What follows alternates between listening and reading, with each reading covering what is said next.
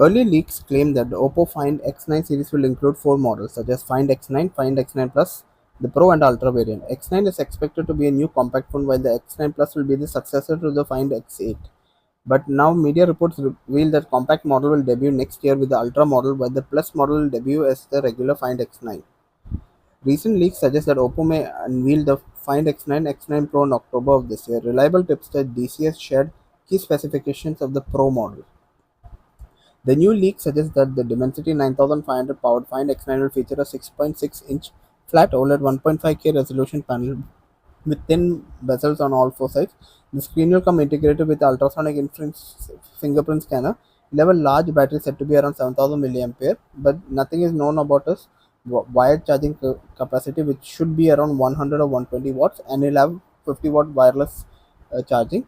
The Find X9's rear camera setup will feature 50 megapixel Periscope telephoto camera. It is said to have a metal frame, although nothing is known about the OS. It should run ColorOS 16 based on Android 16.